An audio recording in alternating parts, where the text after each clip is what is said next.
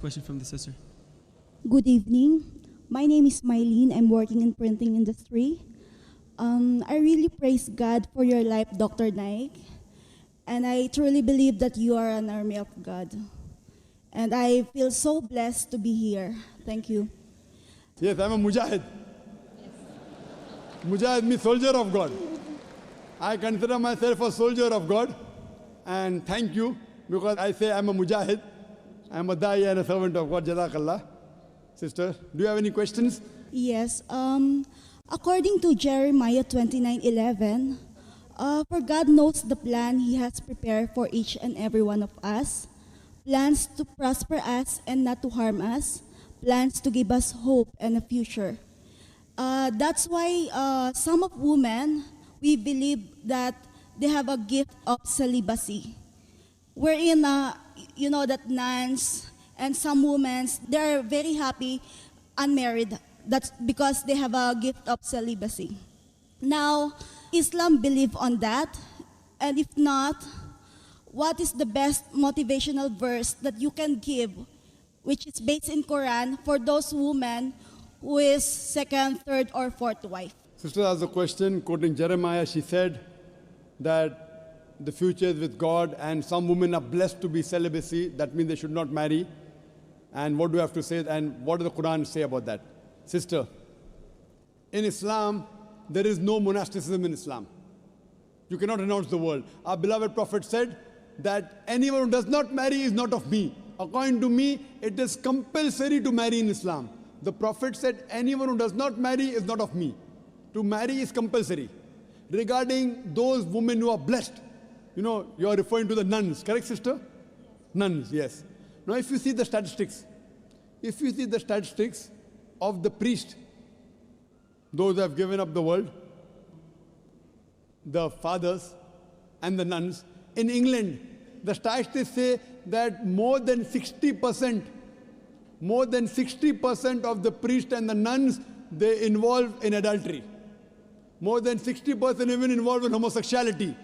So what is this celibacy you're talking about? Medically, it's not possible.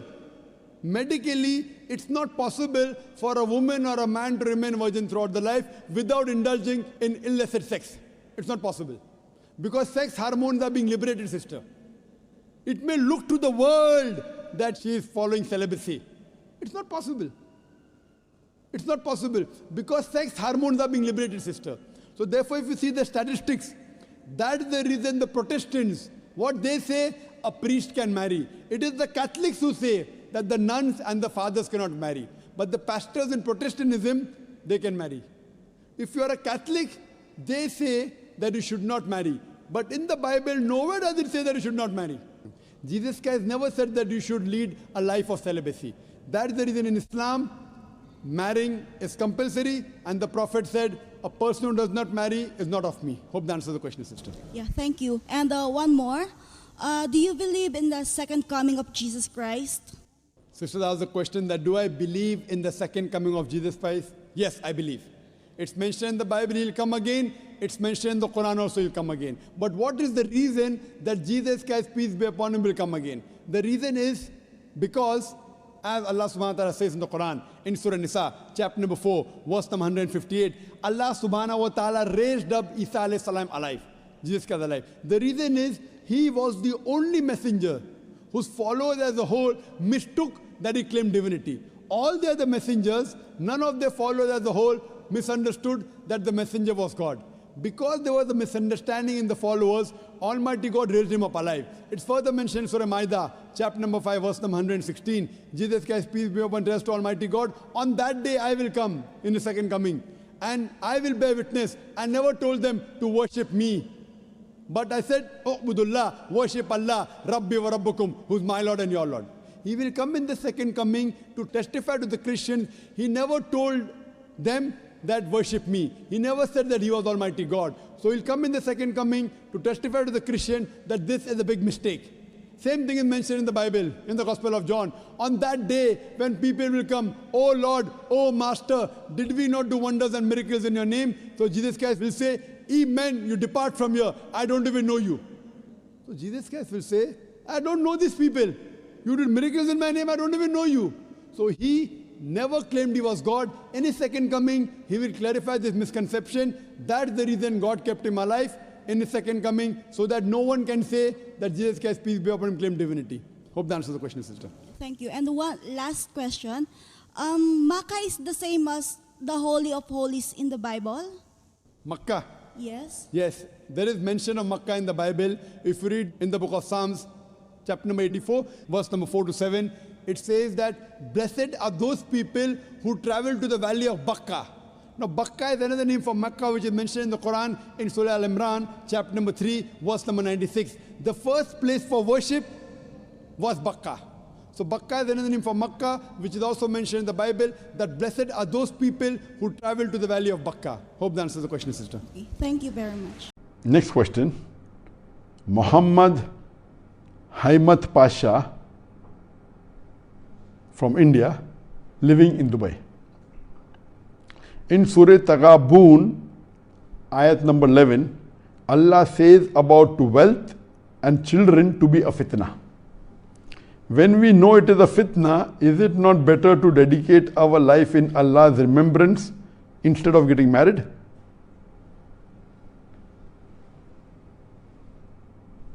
Brother Muhammad asked a question that it's mentioned in the Quran, Surah Taghabun, chapter 64, verse number 11, that Allah says that the wealth and the children are fitna.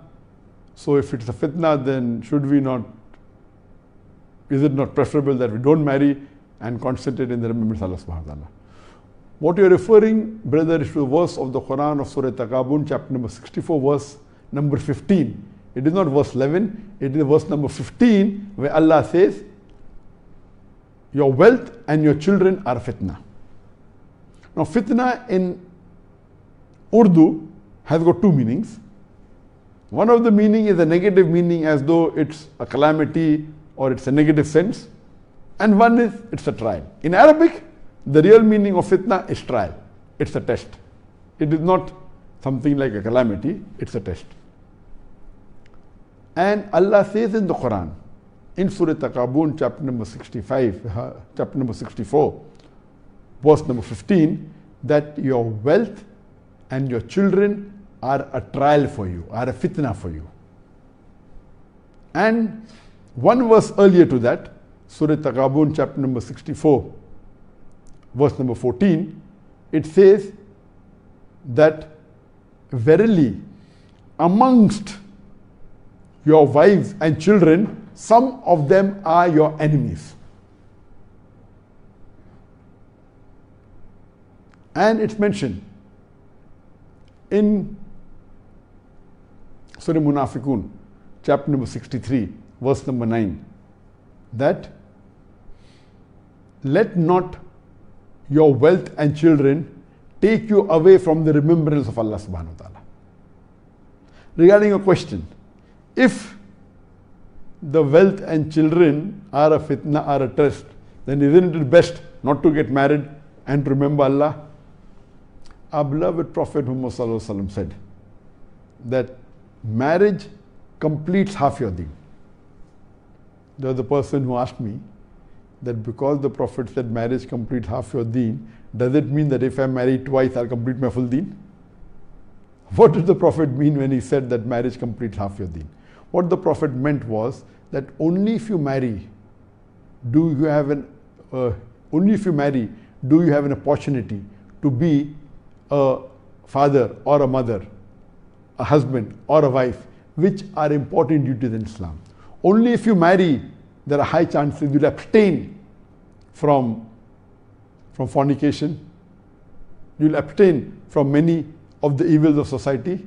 So marriage keeps you on the straight path. At the same time, it helps you, it gives you an opportunity to be a husband or a wife, to be father or a mother, which are important duties in Islam. So if you say, I don't want to undergo the trial, that means running away from the test. If you run away from the test, then how will you get the reward? So it is not correct to say that because the wealth and the children are a test, you will not get married. In fact, if they are a test, it's good. Quran also says that the woman is your muhsana, your wife is a muhsana. Muhsana is a fortress against the devil. So if she's a good woman, she's a fortress against the devil. If she's not a good woman, yes, she will take you away from the remembrance of Allah subhanahu wa ta'ala. So what you have to do is, you have to see to it that you marry a pious woman. That is the reason a prophet, peace be upon him, said that when a person marries, he looks for 4 things. He looks for wealth, beauty, nobility, and deen, virtue. The best is deen, virtue. So that's the reason this is a test. That are you more running after beauty or after wealth or after deen? So if you marry a woman who is deendar, who is virtuous, alhamdulillah, she will be a muhsina to you. That will be a test and you'll pass in the test. Your children are a test for you. The wealth is a test for you. No, these are tests for you to say that it is better not to get married, so the test will not be there. Then you will not get a good reward. Our beloved Prophet Muhammad sallallahu alaihi wasallam said that the higher the test, higher is the reward. And the Prophet said the maximum test that have been put on the human beings are the messengers. All the messengers of Allah subhanahu wa ta'ala was put in a more difficult test than any other human being. But because the test was difficult, the reward is also better. In the Akhirah, in the Jannah, they would go to Jannat-e-Firdaus, the highest level. So, if the test is there, if the test is difficult, and you pass in the test, you get a very good reward. If you don't undergo the test, the chances of you getting a reward is less, or you may be just in the lower levels of Jannah. So the point to be noted here is that you have to see to it that you pass the test. Because many a times, as the Quran rightly says, that in Surah Taqabun, chapter number 64, verse number 14, that amongst your wives and children, some of them are your enemies. That means they will take you away from the remembrance of Allah subhanahu wa ta'ala. And that's what they said in Surah Munafiqun, chapter 69, verse number, chapter 63, verse number 9, that let not the wealth and your children take you away from remembrance of Allah subhanahu wa ta'ala. What happens, many of us, we are actually family centered. We are wife centered. That means whatever the wife says, I will do. The wife says, I want jewelry, you will get for jewelry. You can't afford it, you will steal. You will take bribe, but you will get jewelry. So your wife is taking you away from Allah subhanahu wa ta'ala. Your children, you say, oh, I want to make my children a doctor, I want to make my son a doctor. And then you want to send your son to America, mera beta America mein pada hai. Then you will beg, borrow, steal. You will take a loan from the bank and send your son. Or you will start cheating. Here the person is wife-centered, is son-centered. Some are well-centered, they're more interested in earning money rather than pleasing Allah subhanahu wa ta'ala. So what a Muslim should be is Allah-centered. And I've given a talk on the purpose of life, where I've discussed these points in detail. A Muslim should be Allah-centered. He should be bothered about pleasing Allah. He should not be so much bothered about pleasing his family members or his wife or his children or society. Yes, our Prophet said the best of the Muslim is the one who is the best to his family, to his wife. You should be good to your family, should be good to your wife, but let not your family take you away from the remembrance of Allah subhanahu wa ta'ala. That's very important.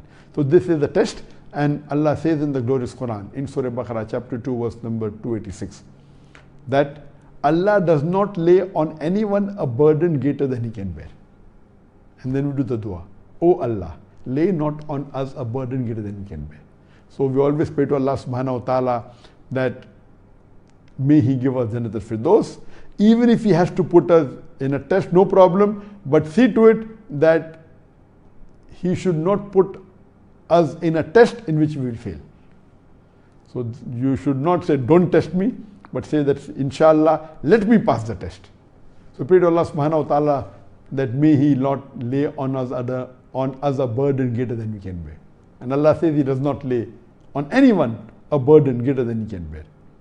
And we pray to Allah subhanahu wa ta'ala that may we be successful in this test of this dunya, so that in akhirah, inshallah, we will get Jannat al-Firdaus.